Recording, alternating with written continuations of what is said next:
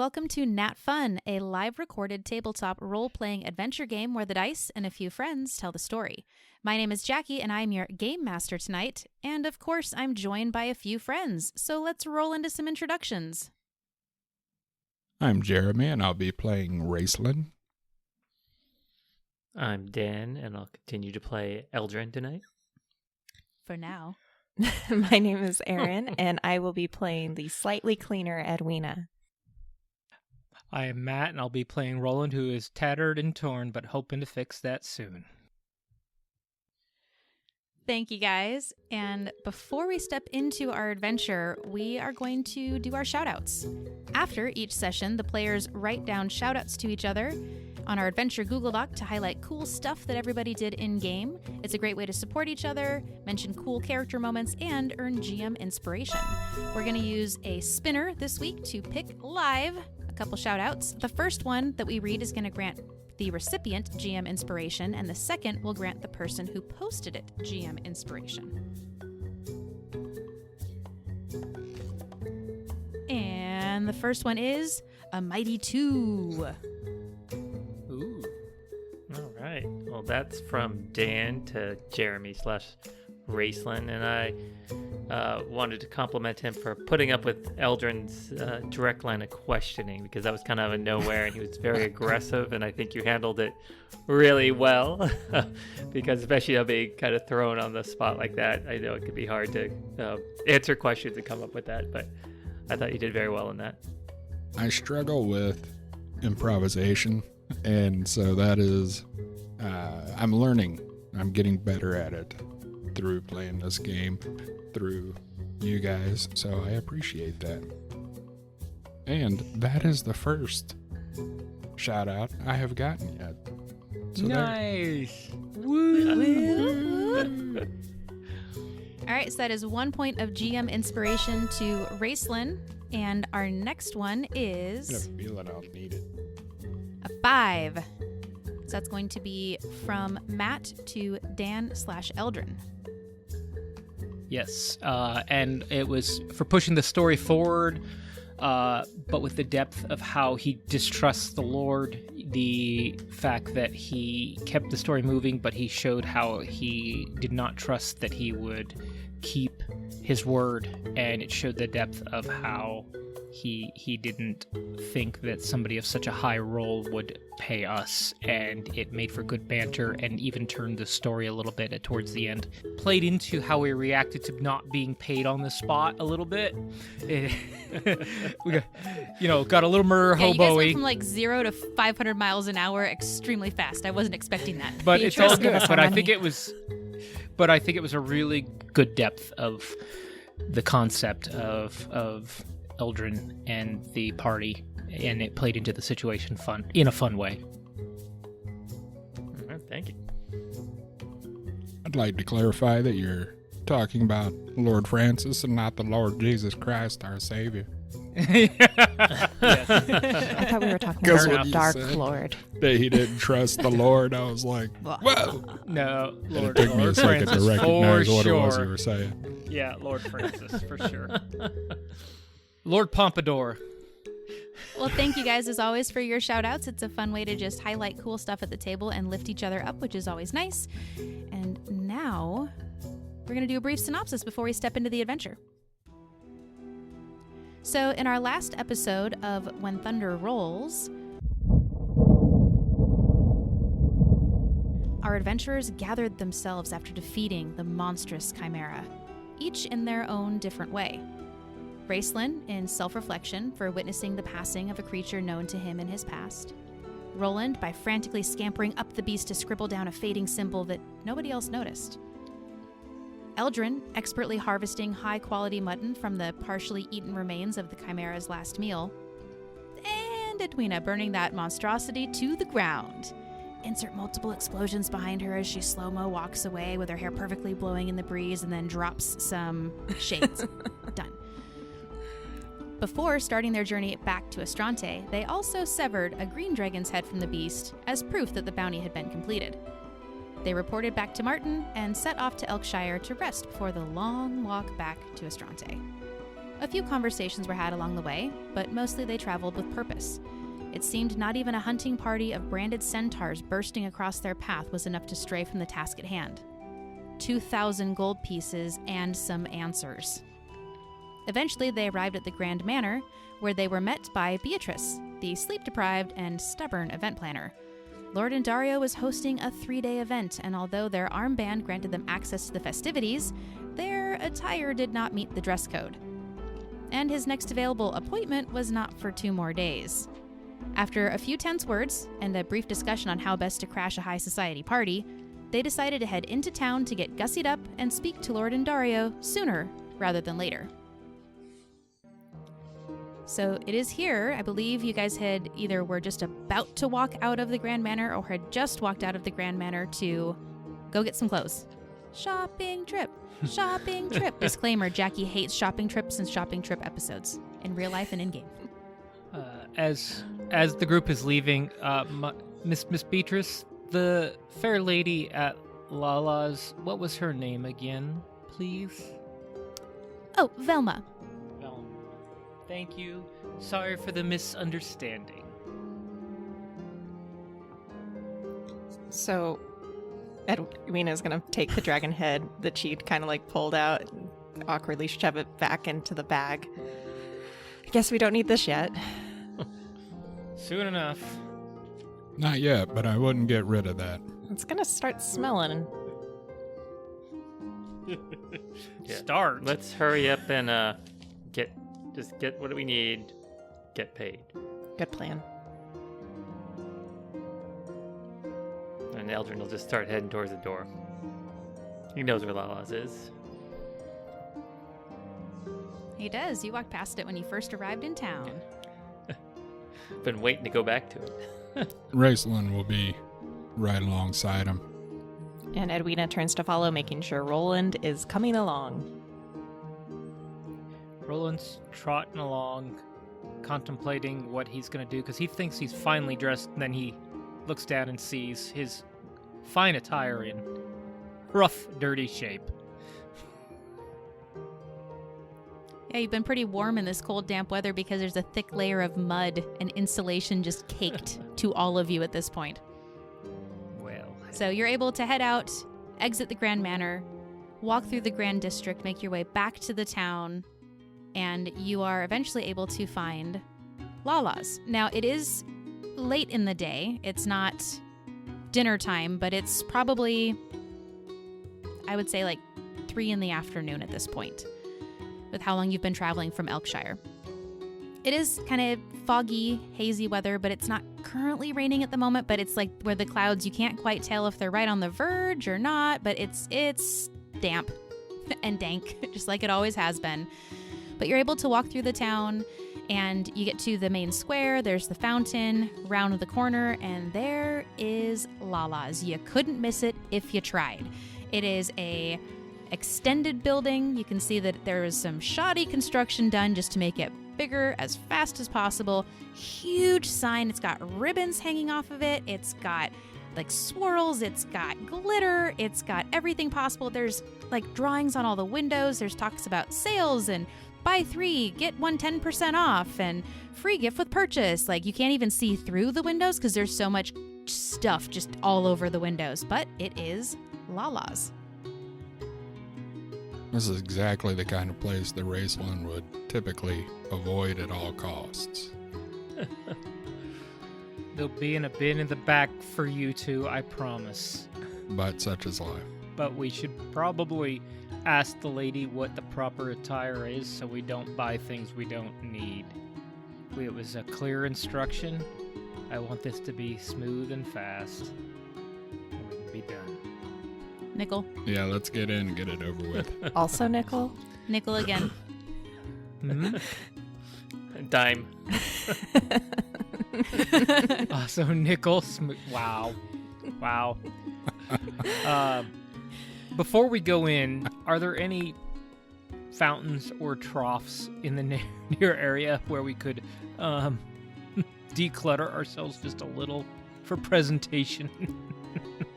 You walk past kind of the main fountain in the town square. There's not necessarily troughs around, but Nah. because it's been raining, there is standing water No, in surfaces. we're above that. How desperate are you, Roland? Above that. It's been raining enough. He's tried to clean himself up enough, but we're going to go in, and this lady will find us something. Who would like to do the talking? I will. Fair enough.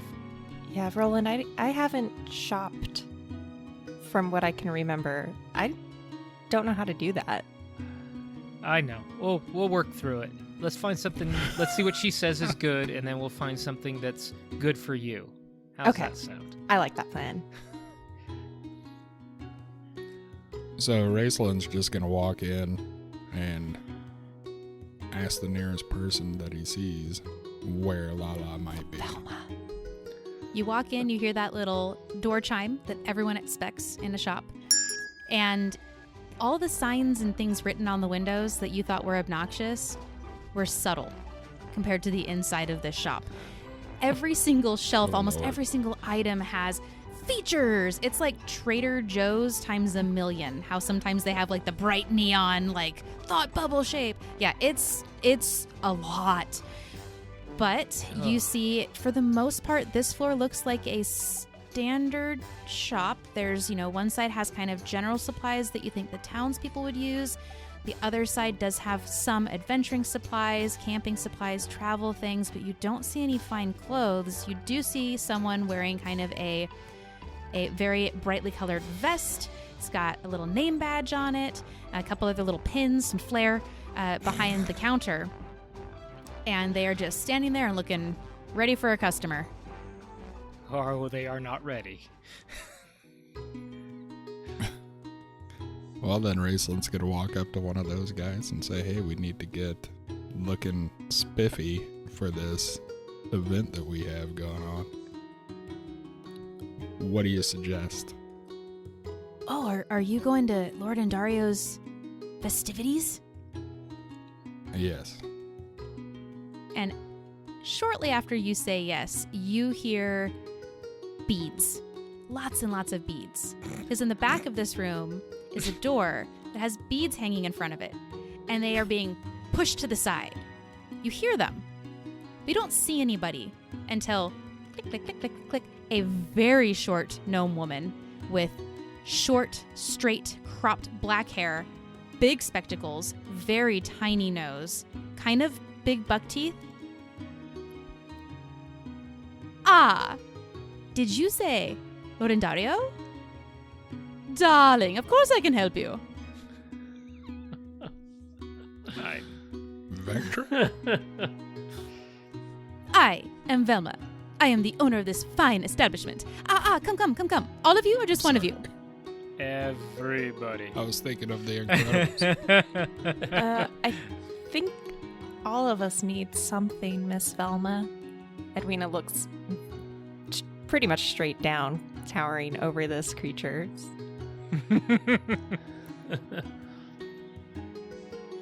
Yes, we all need to be cleaned up and properly attired. Yes. And you can see that she has a very nice black silk, just very ultra modern in our style, not at all medieval style clothing. And she has little black heels. She's got black tights. She is just very black, sleek, plain, simple, effective. And she reaches up, she grabs your hand with no hesitation, Edwina, grabs it, and then pats the top of your hand a couple times. Come, darling, come. And she just starts pulling you up the stairs to a back room. Roland, okay, I guess I'm coming. And she's like hunched over, like trying to follow You're good. along. The nice lady will take care of you. Don't hurt her. As they're going up the stairs, I'm going to call out, this is on Lord Francis's dime, so don't worry about the expense.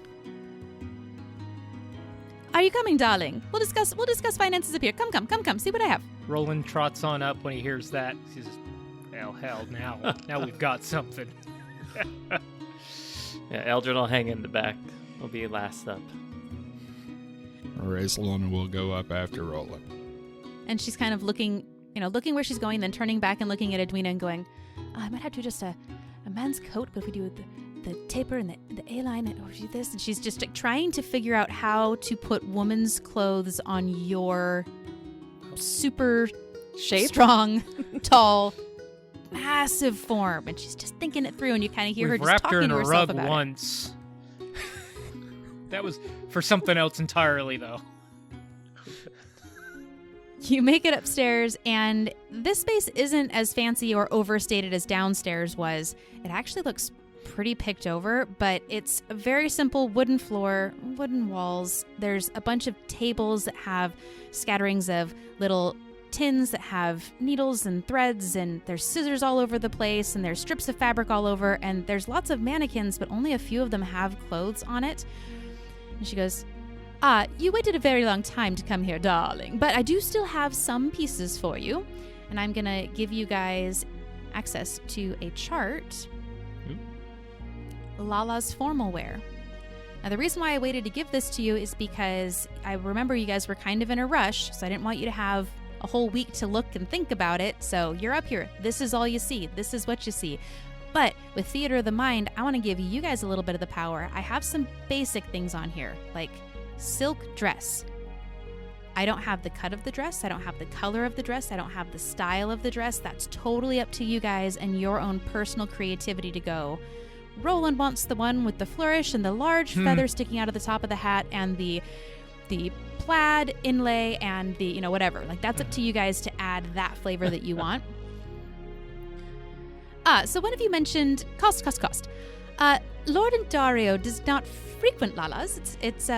If you'd like to bring him by, I would love to have him come here, see what we have. It's amazing, darling. But normally, items are rented at a cost of 50% per day, and collateral equivalent to the full cost of the item. But I realize we do not have our full selection, as you came a little bit late, so I would like to offer you just the rental fee of 25% of the full cost per day for your items, and I'll waive the collateral. How about if we go on the house and we just promote that we're getting our items from LaLas to Lord and Dario? So you'd sign a full contract to wear LaLas gear over all of your adventuring items? Exclusively 2 months? Darling. 2 months. 2 hours. Edwina's gonna look 2 months between is a bit too long. Velma and Raceland and kind of like, this is complicated. Nope. Raceland. And you know me. Nope. When things get complicated, I have an urge. Nope. She's gonna So click, let's click, just click, click, click, click, walk Hey, to the the door. nice lady. She's gonna yell, And "Get the vests! The advertising vests!" Oh God, we cannot And wear. then click, click, click, click, click. Walk right back up to you. Continue, Edwina. Velma, that's a really pretty lace dress. And she looks at her shoulders, and it takes kind of like a half second to look at both sides. But I don't know if it would fit me. It looks too fine. Should I do a suit?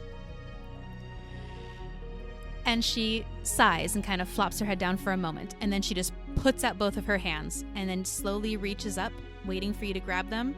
And if you don't, continues to reach up and reach up. Looks like she's praying to the sun god Okay, now. And yep, there's I your grabbed him. hands. Yep, She looks got up in him. your face and goes, "Darling, you came to Velma. Are you a master seamstress in 9 realms? No, I don't think so. Neither am I. It's 10. I'll make you fabulous, darling. Just trust me."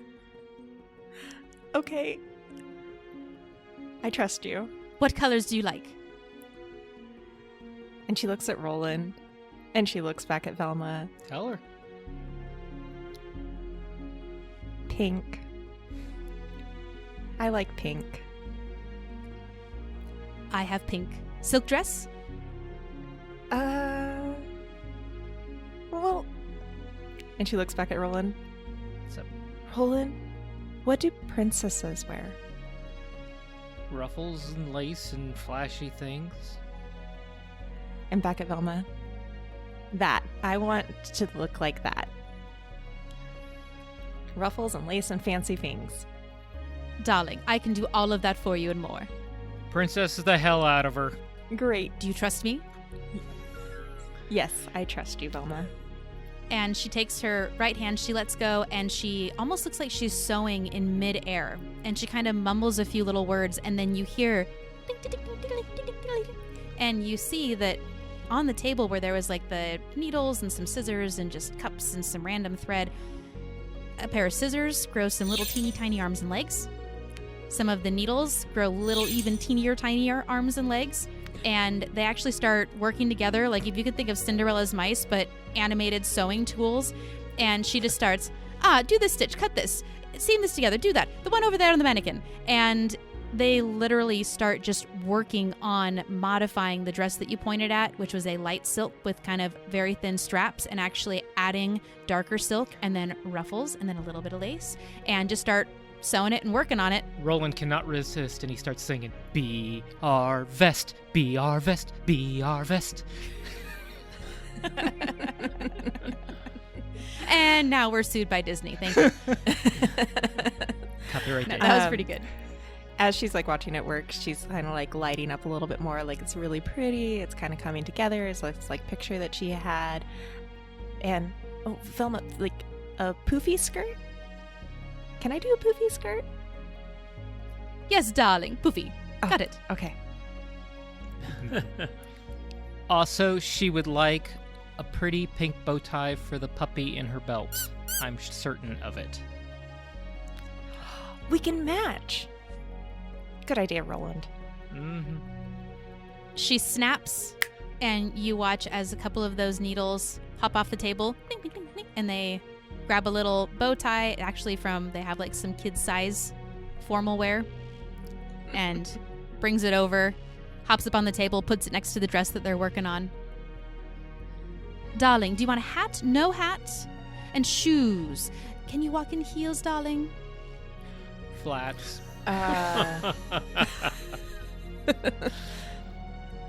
No. What he said. I think slippers, probably. How do silk leather adventuring boots sound to you, darling? Adventuring boots? Yeah, I like that idea. Are they blood resistant? That would be extra, and I would need a day. Maybe I'll come back, but I do need them for tonight. And she walks over, grabs a big, huge pair of leather just boots, sets them on the table, does that same motion with her hand again, and you see more of those needles and thimbles and scissors just grow little arms and legs and start doing what they do. And they're actually going to take some silk and sew it over the leather adventuring boots. So you'll have nice combat boots that match the silk and details on your dress. And as she's like watching like all this kind of come together, she's been kind of like keeping an eye around. One other thing, and I kind of want to keep it, but that necklace over there, and she points to like a long pendant necklace hanging on a gold chain that looks like it's kind of like liquidy and kind of star-like. I want that. Darling, you can wear it for tonight as much as you want, but these are rental items. Oh. They don't have full magical capacities as normal. I'd be happy to try and find something in our regular inventory for you, but this has been charged up the last 2 days. Okay. Well, I'll wear it for tonight, but if you can find something, and then when I drop the boots off for the blood treatment, if we could, get a nice necklace too. Blood treatment. We should add that to the window. Oh, yes. And she pulls out a little notebook and she jots down the notes. And your name again, darling? Edwina Appleton. And she looks at like Roland like she said it wrong. How do you spell Edwina, darling? Ed. Ween. Like it sounds, honey. Okay, I've got you. And she pats your hand. Anybody else? You've had a moment to look around? I'll Go ahead, Roland. Yeah, easy enough. As you can see, I have fine fare. Would something of this, not covered in manure, mud, and blood, be fitting for this, with a little dolling up in general? No, darling. Well, that's disappointing. I take pride in my fare. Nonetheless, fine. You're more fun and fancy free, and this is fancy, fancy dripping in money. Okay. All right. Then, here's my vision. Midnight blue, platinum inlay, knee-length coat, no hat, black everything else.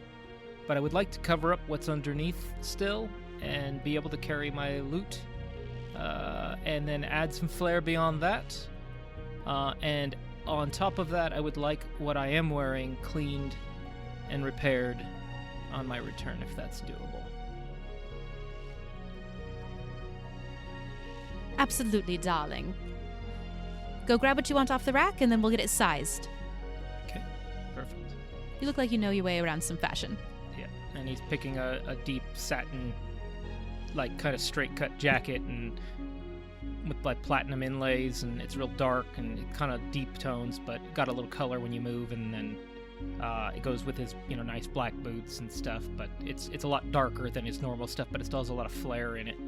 And he'll look around for a couple accessories, but he wanted to keep it simple.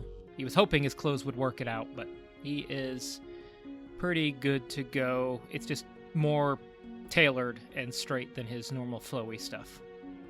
And he's just making sure it fits over his hidden armor. That's his biggest thing. So that's all Roland really wants. Go over there next to the table where they're doing the pink dress. Mm-hmm. They're almost done, darling. He does lean into her and quietly whispers, "One last thing as a surprise.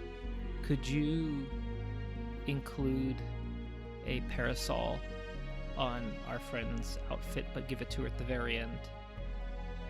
I think she'd enjoy it for the evening." You're a genius. Would you like to franchise with me? Perhaps. I'll sing in the foyer if this doesn't go well. I may need to. And she pulls out a little card and reaches up really high because she's a very short gnome woman, and she just tries to tuck it in your pocket. Perfect. He mage hands it up and he says, I love you. You remind me of my grandmother. The whole store does. It's amazing. I'll take that card back, darling. Not the kind of compliment I want from a business partner. She was a showman. She was a showman. She's the one who taught me everything I know, and she was better. We took people for everything. It was amazing. Here's a compliment. Roll for persuasion with advantage. Persuasion with advantage. I wasn't going to do the advantage, but you said she took people for everything, and that caught her ear and her eyes lit up. That is a 16 with advantage.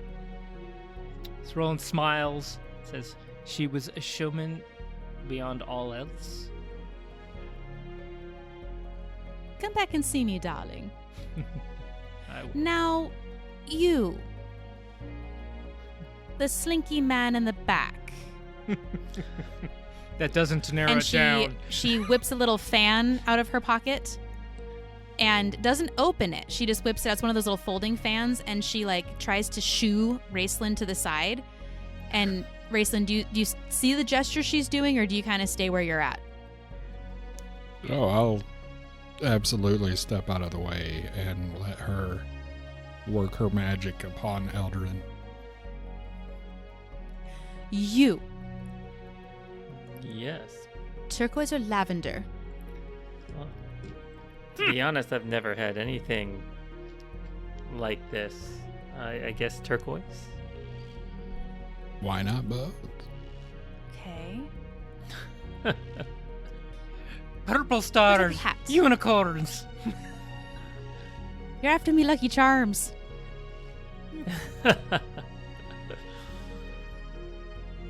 I'm really just looking for something as inexpensive as possible at this point that'll get me in that door.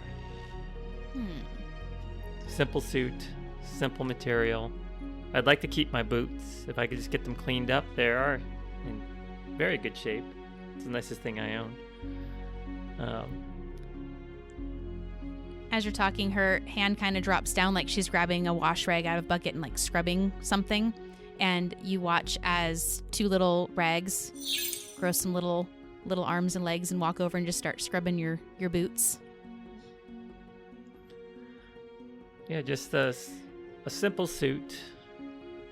Not overstated, not understated. That's Well, here's the thing, darling. You look like someone who tries to hide in a crowd. Am I right? yes. This is an opulent crowd. To hide, you must also be a bright peacock. Then make me the brightest peacock there is.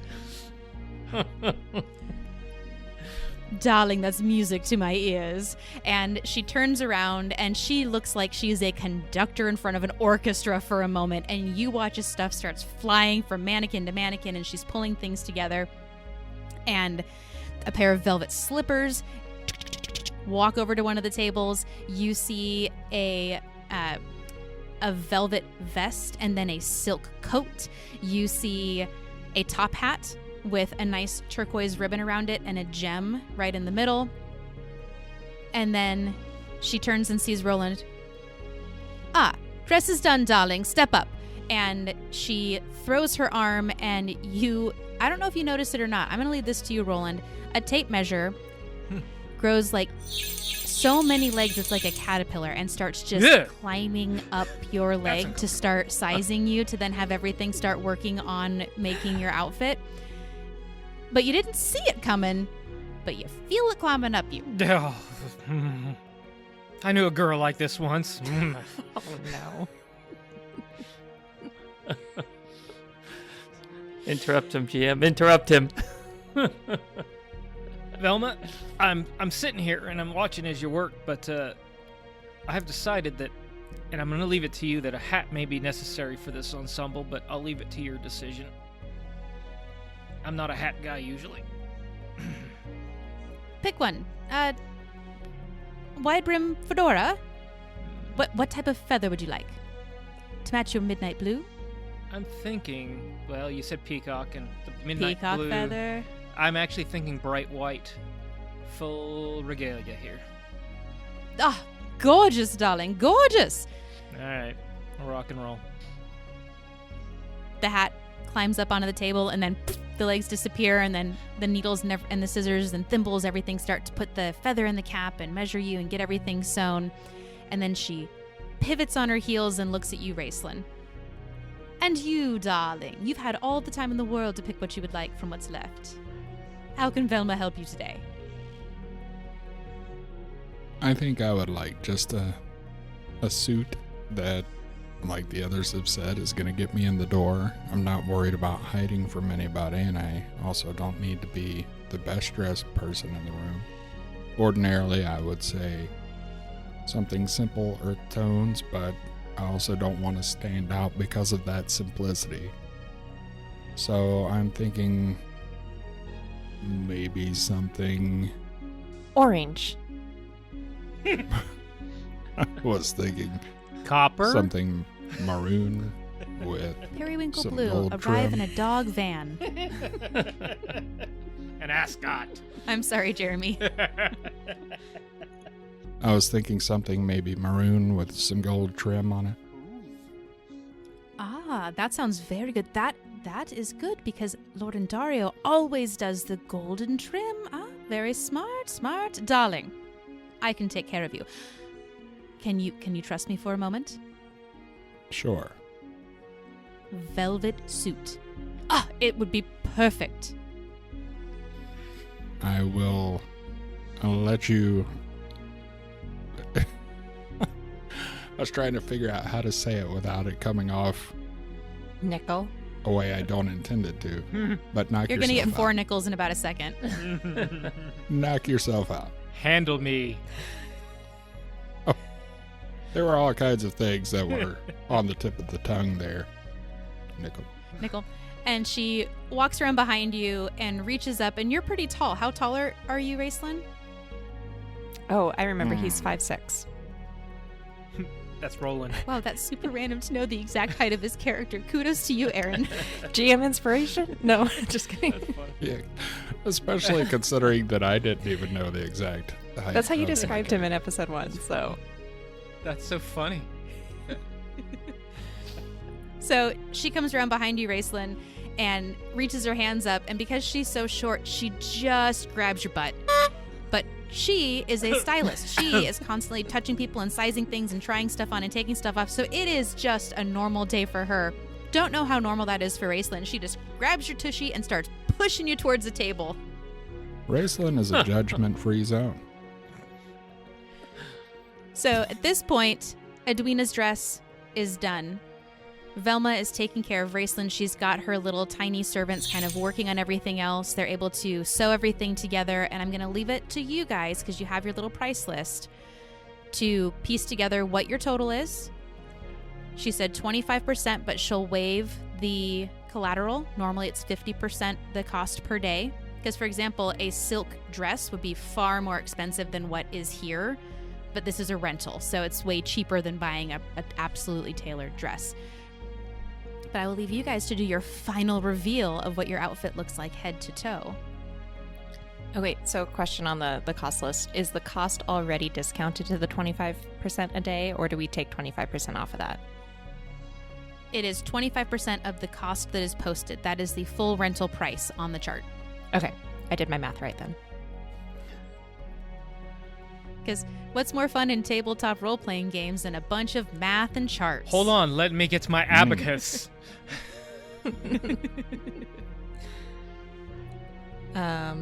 So Edwina is gonna see like the dress is kind of done. She goes over to it, and then there's this like awkward moment where she realizes she has to take off her armor, and she kind of looks around a little bit to see if there might be like a changing room or anything. And if she doesn't readily see one, she just starts taking things off. Oh, Perception check.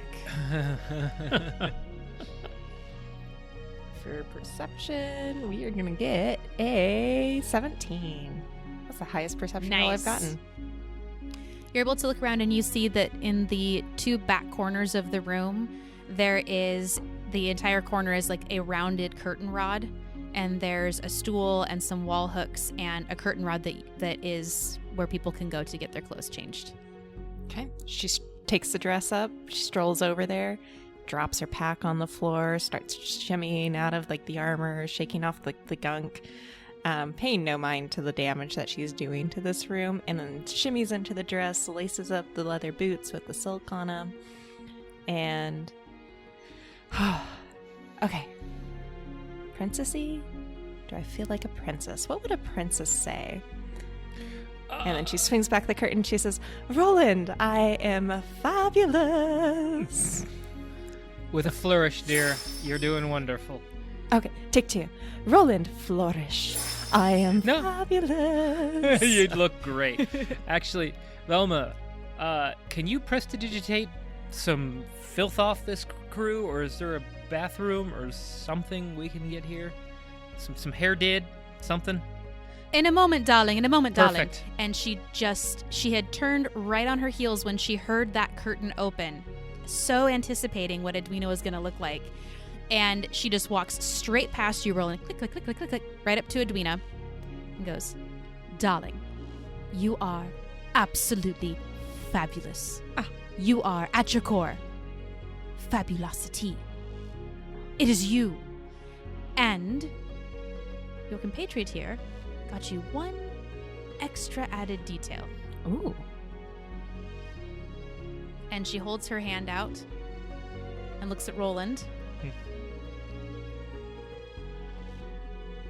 Okay, fine, I'll do it myself. Oh, sorry. And she walks over to the table by Roland yes, and grabs. Roland was smiling. He was captivated. Roland pulls it out with the flourish, spins it around his hand, and pops open this laciest, pinkest, delicate little parasol he could find in the store, and spins it on his hand, and then flips it over and hands it to Edwina to put over her shoulder.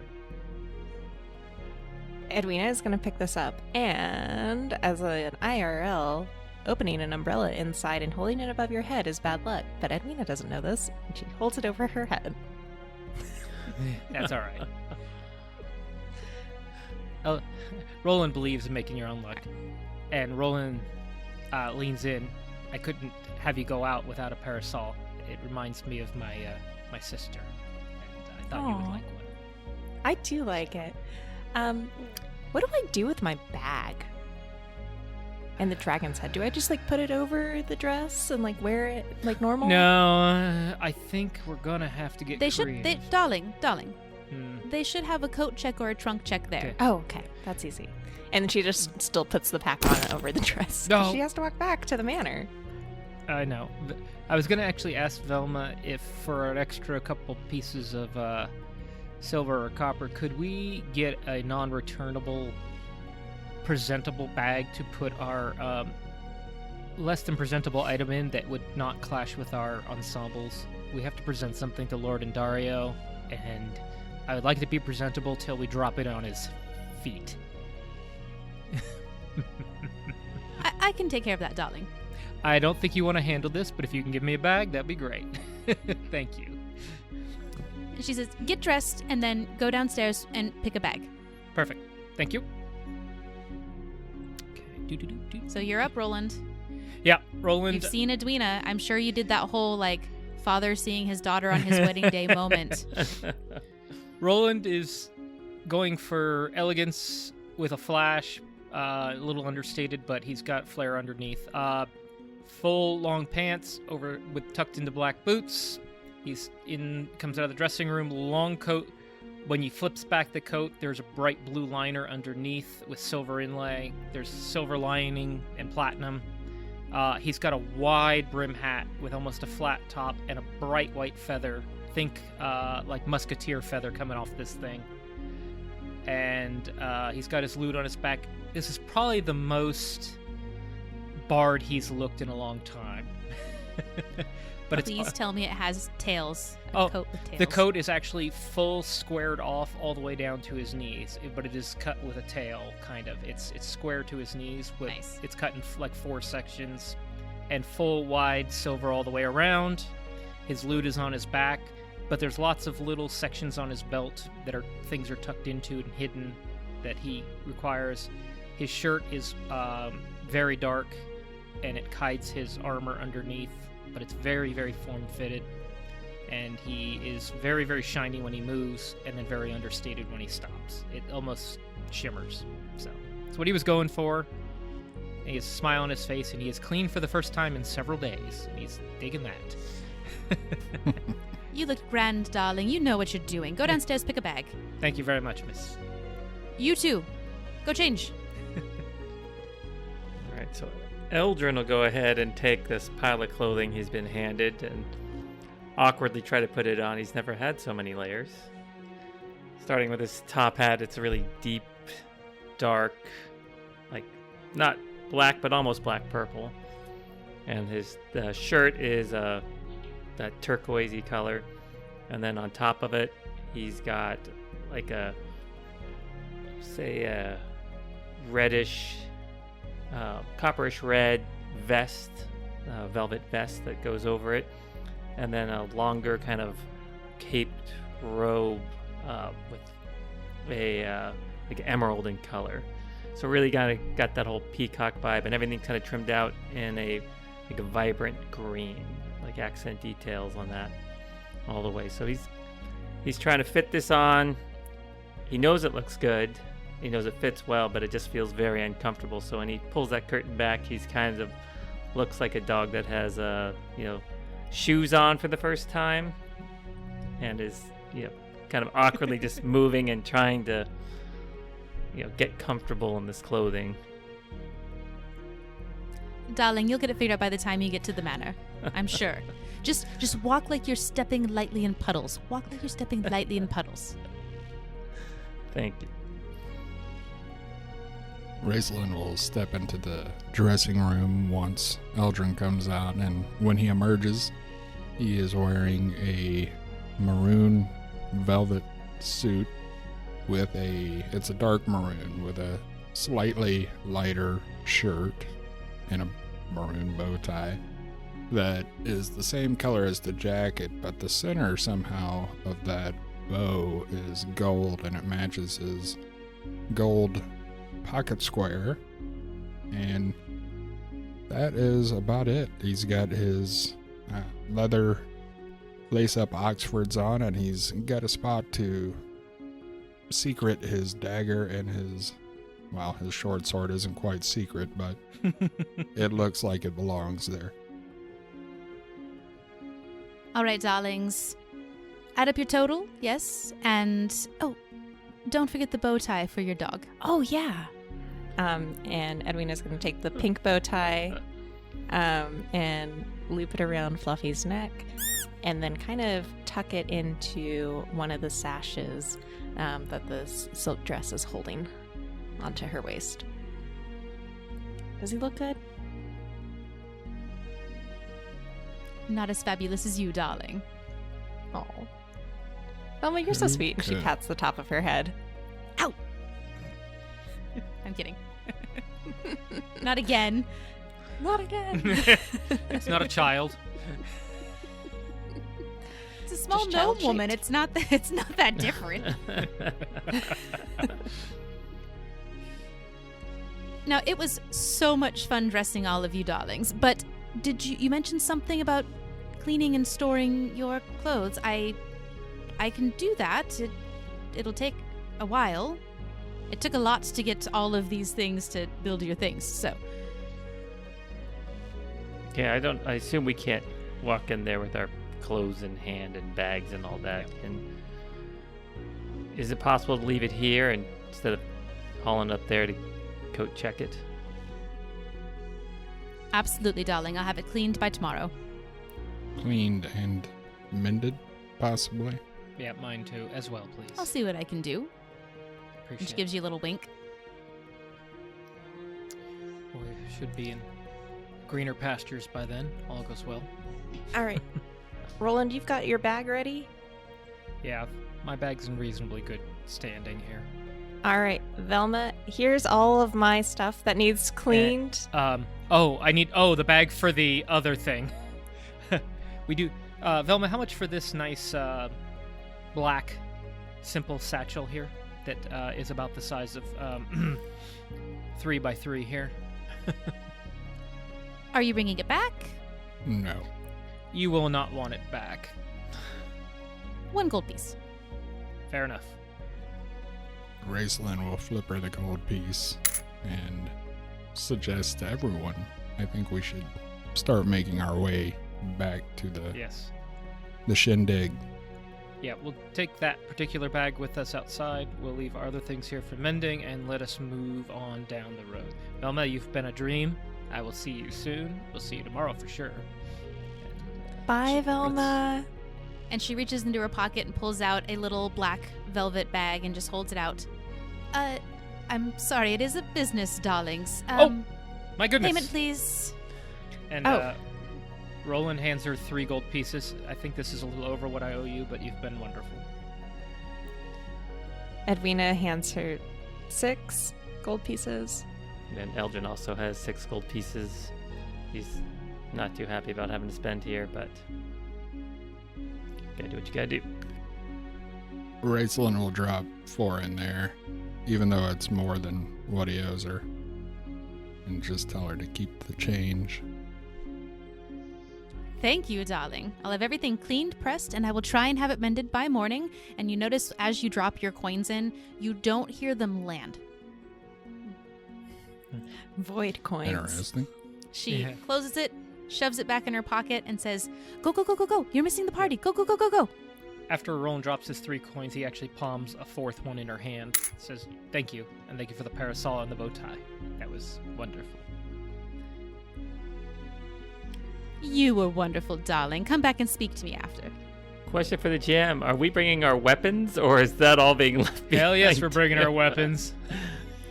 Raceland is That is up bringing to you his guys. weapons. There, Okay. I will say that she mentioned there's like a coat check or a chest check where you can potentially drop things off like a coat check because yes, people would have big packs, and I figured you guys would want some place to leave things potentially. So But if you feel that you trust Velma, you're welcome to leave anything that you wish here, because she's going to get your things cleaned and mended and pressed. Yeah. Edwina would have left behind her elven cloak and her breastplate, as well as like her breeches and her top, but she will take her bag and all of her weapons. Because nobody deserves to handle Breaker's Beak but Edwina. Roland's trying to figure out how to tie it to the neck of the parasol. It was part of his thought process the whole time. If as the group is making their way back up to the manor, this is where Edwina is going to be like, okay, do we want to put the dragon head in the black bag now, or do you want to do that in front of Beatrice? Like, Let's slide that in the bag here so we can wash our hands in the fountain and then get on the road.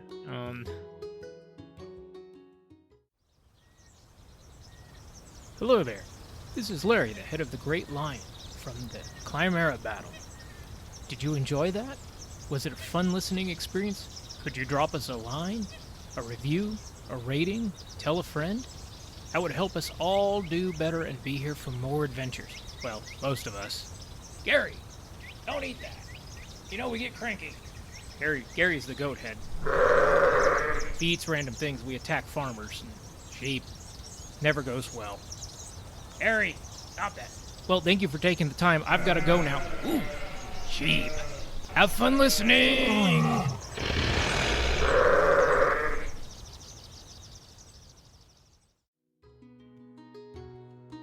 So Roland pulls open the bag, looks at Raceland. Could you hold the other side, and then maybe Edwina could delicately, just by the horns there, drop this on in, and we can just put that mess of a bag aside for now.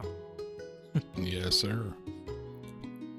Edwina flips open the Try to top keep of the you bag, grabs the dragon head by the horn, and you hear this like noise as it separates from her bedroll that had been sitting on for the past day.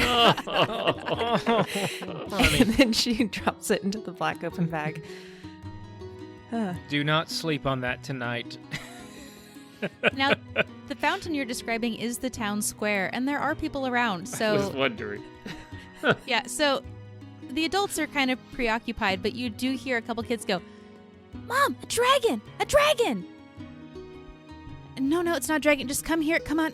But, Mom, it was a dragon for real life. I'm sure it was. It was great. Yeah, it wasn't a lizard at all. Come on. Okay, on we go. Edwina, as pretty as you look, I think you're the only one who can still carry this thing. That's okay. And she kind of picks it up with one hand as if it's kind of like that like little clutch bag, and it's just like kind of swinging it along. But it's giant. I'll make you a deal. I'll carry your parasol for you till we get there. How's that sound? Oh, you're gonna look so fabulous. And she hands it over. Roland's spinning it and twirling it. He's having a great old time. He's good with this. He's secure. He's singing in the mist. Just singing in the mist. You are able to, with your armbands, make it through the gates, through the Grand District, no problem, and back to the Grand Manor. And you walk in, and you still see this kind of half circle of servants with Beatrice and her clipboard right at the front of them in that big round entrance room with the staircases leading up. And you can hear just lots of chatter and sounds from that west hallway. Ah, you've returned. Yes. Oh my, you do look divine. Where did you end up going? Who still had things? We went to LaLas. Your recommendations are always the finest. I knew Velma would take care of you. I just didn't think you'd actually go. Yes. Okay, so you look divine. You're able to go in, but this is a kind of high-class event, so weapons are not allowed. And you said you had something for Lord and Dario that was proof of your bounty. Is that what I suspect it might be? And Edwina holds like the black bag in front of her. No, it's not what you think it is.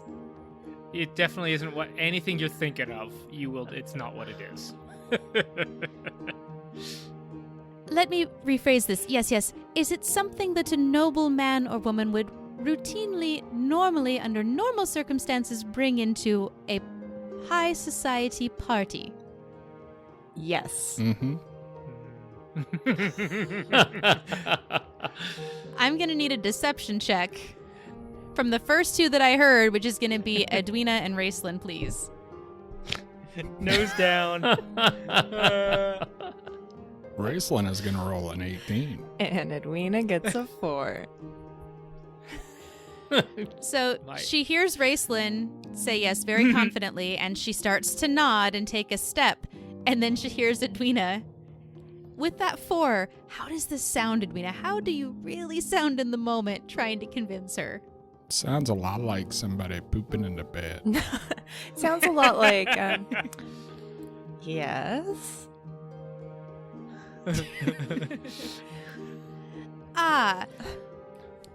Well, I understand you probably don't want to leave it anywhere.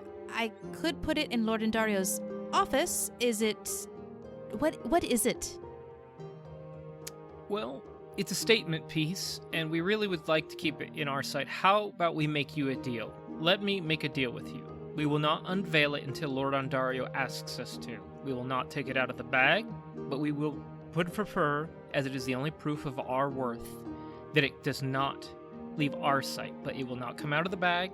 No lord or lady will see it unless Lord Ondario asks us. We do know he likes a show. One of the reasons we brought it here was that we thought he would love to impress his guests with something of unique and very, very storytelling ability. We could tell a story, we could make the impression of his unique lands and his heroism for protecting his people, and then bring out a unique item to then give a great show in his party.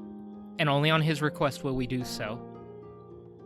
And you watch as her brow furrows, and she starts frantically flipping the pages on her clipboard. Are you insinuating that you don't think that I would plan an amazing party for Lord Indario? Not at all, ma'am. Not at all. I just happen to be a showman who knows that improvisation for moments and after experiencing Lord Indario himself, I know that he tends to improv, and I know that can throw things off, and we thought that we might be able to help. Okay, I will offer this to you. The weapons are not allowed in the party.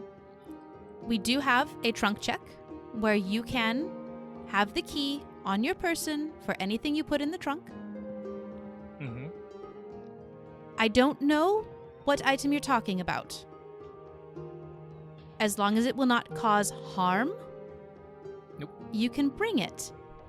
But I will say, Lord Indario likes to be the surprise, and the flashy, and the flair, and having known him, and thrown all of his parties and events for the last year, Oh, you poor thing. I will give you a piece of friendly advice.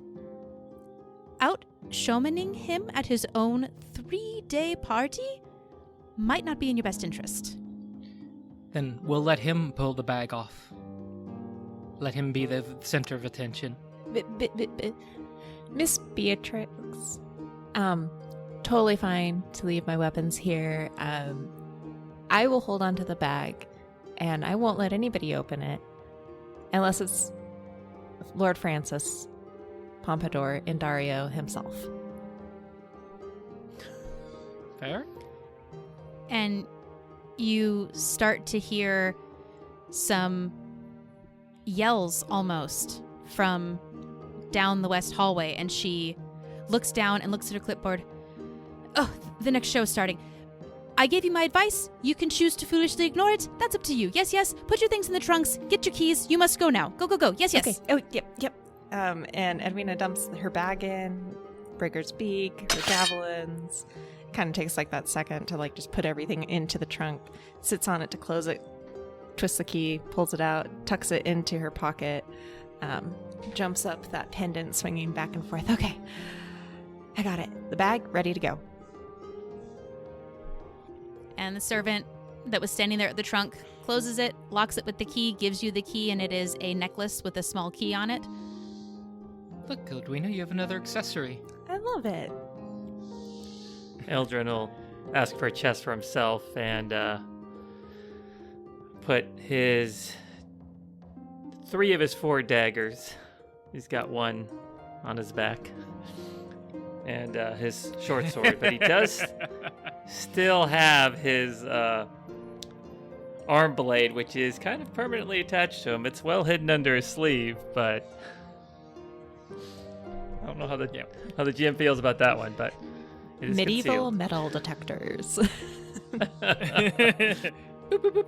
That one's attached, and she is fairly distracted. So I would say if you guys have a small thing that you would like to try and hide, I will allow that without rolls and checks and stuff. But if you want to, like, I'm just going to take these 2 javelins and shove them down my pants and just have really straight legs for a minute, Nickel. that would be a roll.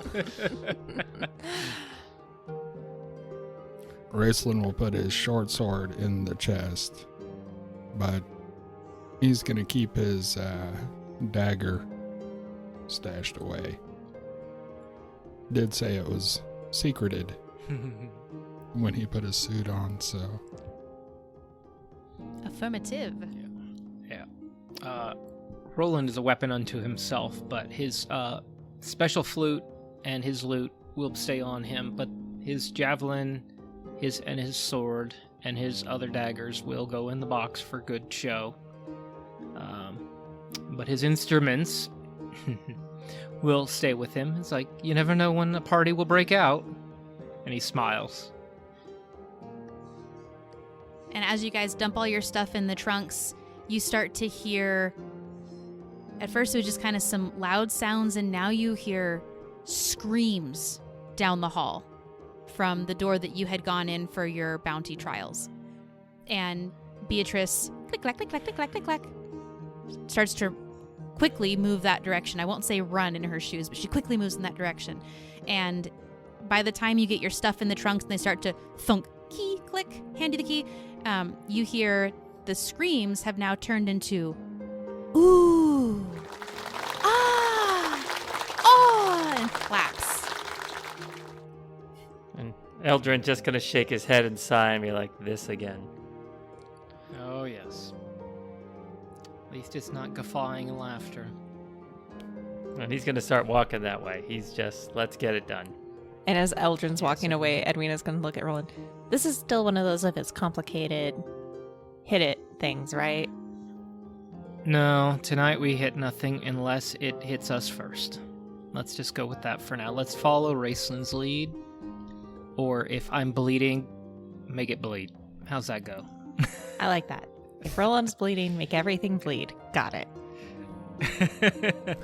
Yeah, we'll go from there. Well, here's hoping that Roland doesn't start bleeding. Gets a If I get random nosebleed, nosebleed. we'll have a conversation briefly. Yeah. All right. And Raceland is going to head towards the ballroom, wherever the party might be. Follow the screams, I feel. You're going to miss the best part. Yes, yes, come, come, come. And Beatrice opens the door for you. Thank you, fine lady.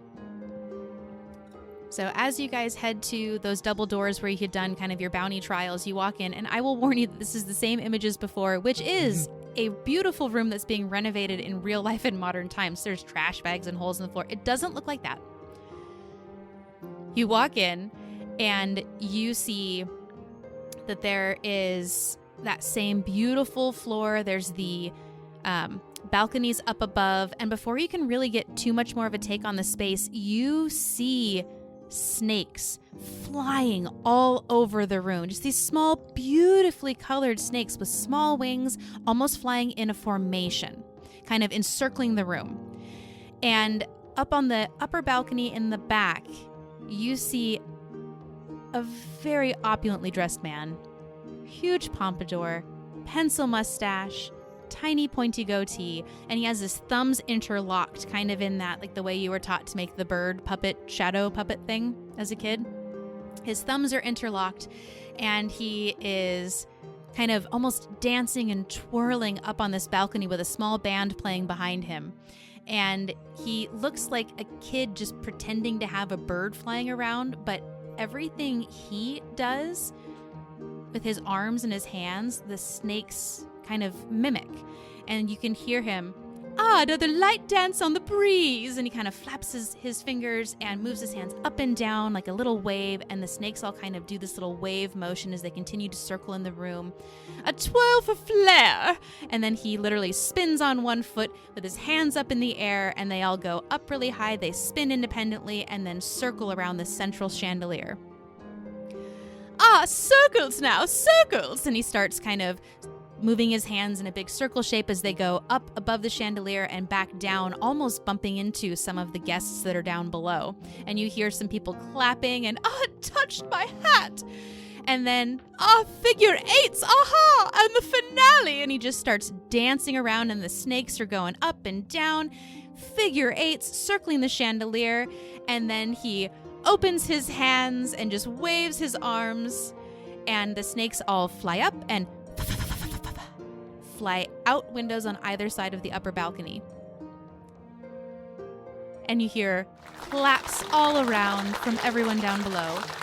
Continue to enjoy yourselves. I'll see you again. And he walks out from the upper balcony. You lose sight of him.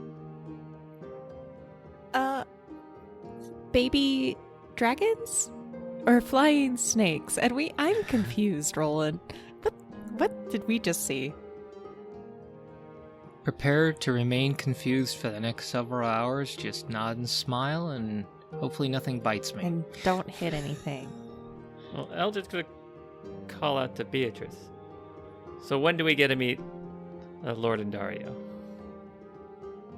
She's not at the door anymore. Oh, she wasn't that? Oh, well. She opened it for yeah. you guys, and then she went back to her post. Pickle But you can sandwich. go out and It's talk to her if you wonderful. want. Yeah. Eldred's going to go back out and ask Beatrice, when are we going to get to meet Lord and Dario?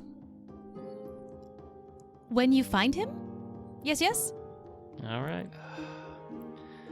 Hear that, Roland? He has flashy things scheduled throughout the event. He should pop up now and again, but he likes to walk around and be entertained. Does he ever come to the floor, or does he always stay on the upper? Oh, he's been all over. I've had people tell me that they played dice with him. Some people said that they actually saw a fashion show with him. I mean, you just need to go and ask around. I'm here. I don't know what room he's in. I'm here and I don't sleep for 3 days. That's my job. Yes. As always. All right. I'll lend you a unseen servant next couple hours. How's that sound? Are you hitting on me? I do like that feather. Yes, but not today. Next time. All right. Eldred's going to return to the room. As you walk back to the room, you can see that some of the nobles have dispersed in the time it took you to kind of do that interaction. And you now have a moment to look around the Grand Hall. And it looks different than when you each completed your bounty trial. This time, though, both the upper balcony and lower floor has tables with decadent sweets and a variety of colorful and bubbling drinks. There are cushioned chairs, lounges, and even large plush pillows scattered along the perimeter of the space. And you are surrounded by people dressed in fine clothing, sipping drinks, and chatting about the show that just transpired. You do notice at the back of the room, there was an area that I described. There were some doors back there that were closed during your bounty trials. That is now wide open. Kind of like those nice patio doors that you can actually fold on themselves and get, 4 doorways wide worth of an opening. And it leads into what looks like from this vantage point, a larger room that's also filled with dressed up nobles, and you can hear the sounds of music, maybe some dice. All right. Well, he's not in this room. Let's head to the next one so we can find this guy. I think circulate and look for the biggest crowd. Look for the Do biggest we hair. split up for I this? think he's going to be the center of attention. Or should we go together? I don't know if splitting up is a great idea. Because, if I find him, I can just give him the I bag. think- But if Eldrin finds him... That's why I don't know if it's a good idea. Let's Do you care to venture into the larger room and get another view before you decide? I think Roland and Edwina, we're going to move to that room. I was going to see if anybody took maybe a game of chance in one way or another in that room. Would be worthwhile. Seems like it might be his fare. Yeah, we'll move into the bigger room. Yeah, let's hit up that next room. As you walk past nobles, you can hear some of the interesting comments, chatter, and reactions they had to the flying snake show as you pass by. Oh, Muffy, it's just like the pool boy. I was so scared that it would pee on me. I was hoping it would pee on me. I thought it was going to eat the feather in my hat. I had a dream about this once. And it doesn't take long to cross the room, and you walk through those open doors, and you see a huge room, even more embellished in its decor than where you just came from. Has a huge vaulted ceiling with ornate gold trim, large chandeliers. It's at least twice the size of the grand hall, maybe more. You can see that the balcony disappeared. There's no balcony in this room. So there must have been a staircase somewhere. But huge room filled with people. You see finely dressed nobles scattered around the perimeter. There's similar seating available to the previous space, and there's a large bar set up on the east side of the room, with servants standing by to serve drinks and collect empty glasses and dishes. In the center of the room, you see a group of people dancing to calm live music. It seems to be a classic dance where the partners are changed and rotated throughout the song, kind of some of those things where, very Victorian royalty. They put their hands next to each other, they kind of go around, they switch partners, and they kind of have these very formal, essentially royal line dancing is kind of how I think about it, to be fair. But you can see that they're doing kind of a dance like that. It seems fairly simple from your vantage point. There are two sets of double doors. Oh, there's a lot more, buddy. Oh, yeah. Sorry. No, Roland was just going to look very judgy at the band. There are two sets of double doors on either side of this massive room, and more on the opposite side. For the first set of doors on the west, you can hear the sounds of dice being rolled and an occasional cheer as they kind of get propped open, with some guests walking in and out. I'm going to give you guys kind of a long description because this is a big room and you're going to have like a good 30 seconds to a minute to just kind of pan around and look at everything and take it all in. The second set of doors on the west side have thick tapestries hung on the outside, and you see a couple people coming in and out while you observe the rest of the ball. Most of them seem older. You don't see a lot of like couples coming in and out of that space.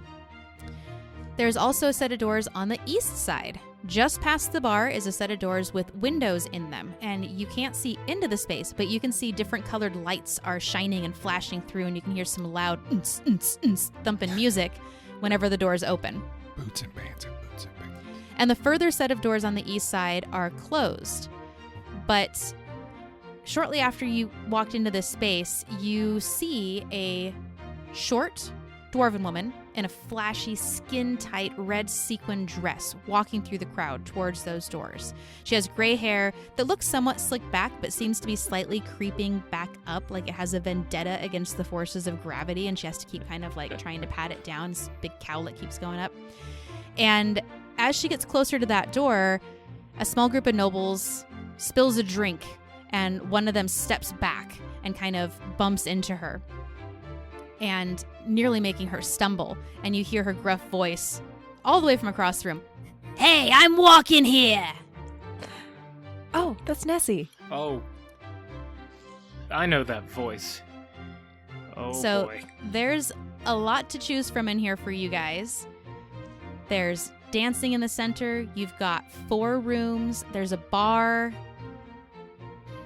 You guys staying together? You splitting up? What you guys want to do? Edwina would have heard Nessie's voice and recognized it as someone she knows from the trial day. And so she's going to just beeline over there, because if Beatrice doesn't know where Lord Andario is, maybe Nessie does. Eldrin's gonna stay at task. Roland's just gonna watch in horror. He's just gonna watch in horror and let it happen. See what happens. He's gonna stand in midsection and just kind of see if he can keep an eye on her and keep an eye out. And then if something goes a little south, he'll aid Edwina. But he'll keep about 20 feet from Edwina. Keep looking. Raceland is gonna nudge Roland and say, "Hey, keep an eye on her." Just in That's case. the plan. I'm gonna go ask around at the bar to see if anybody knows where Lord Andario might be. Ask if they have a scotch. I'm sure they do. Ask if they have two.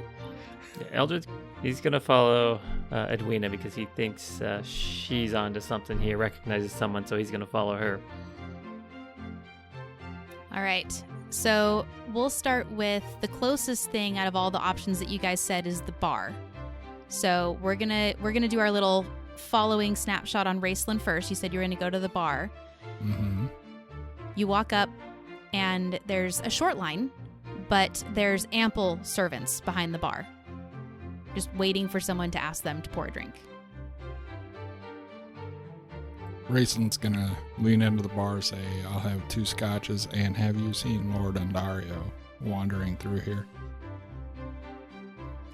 Oh, yes, sir. He came and he got a drink just a little bit ago. I didn't quite see where he went because someone then threw a drink on my shoes and said it tasted fuzzy. Was it fuzzy? No, they didn't order that.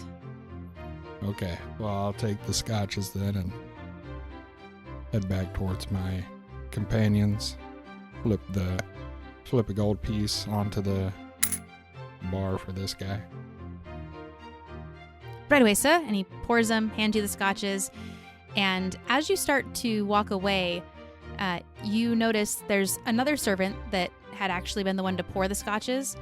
They kind of pop up on their toes when you throw that gold coin, and they lean in and whisper to the guy that handed the scotches over and kind of walk away from the table and try and very not slyly do some little head nods and try to catch your eye. Hey man, over here, man. Hey. In that case, Raceland will head over towards the little head nodder. Does Roland see his drinks not heading towards him and this little interaction happening? Are you watching Raceland or are you watching Edwina? Oh. He was definitely watching his drinks, but he's keeping his eye on Edwina at this point. All right, so you would not have noticed, but Raceland, the servant comes over to you and goes, "Hey man, are you highbrow or are you normal brow?" Saw that gold coin. No one's tipped us all night, so sorry if I'm too forward. This is my first gig. I would call myself normal brow, but why do you ask? Is it just because nobody's tipped you? Well, okay, here's the deal. I've got some potions that my cousin gave me to mess with the nobles. That's why I got this gig. But I'm too scared to drop them in the punch bowl myself. You look like you might be a little sneakier than I am. Do you want to help liven up this party? For the servants, at least?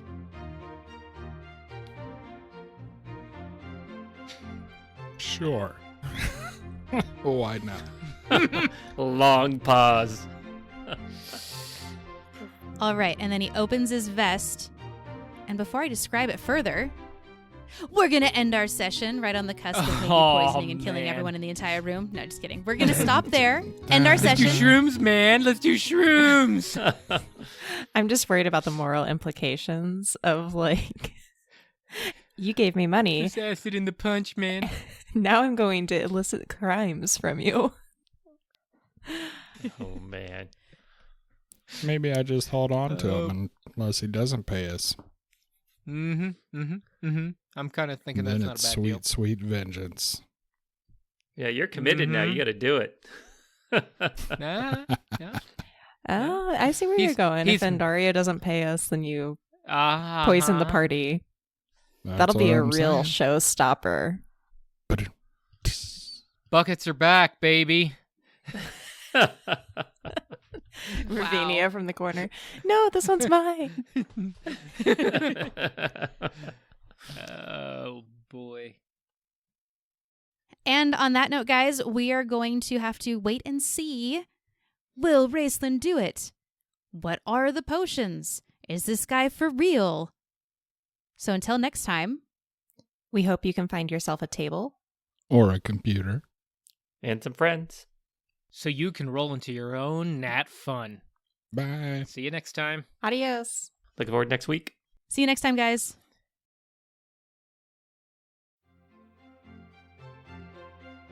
Oh, I really hope they didn't ruin the whole party. Yes. This is Beatrice. Well, we'll have to wait and see. Are they going to be wallflowers? Are they going to interrogate the nobles? Oh dear. Are they going to join in on the dancing? Or just poison everyone? Well, if 35 years of event planning prepared me for anything, it's this. It's now. I have to live in the moment by waiting a week to listen to what happens. But it'll be fine. Yes?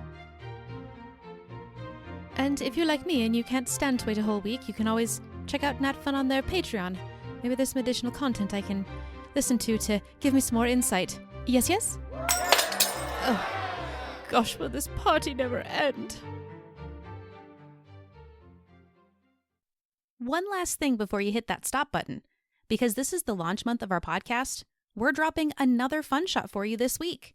So hang tight and check out this trailer for our It's Not Really Halloween holiday fun shot, A Nightmare in Elm Forest. Releasing this week on May 30th on another special NatFun Freebie Friday. Enjoy! The village of Own sits nestled in the valley, shrouded mostly in darkness. But what could be lurking in the trees?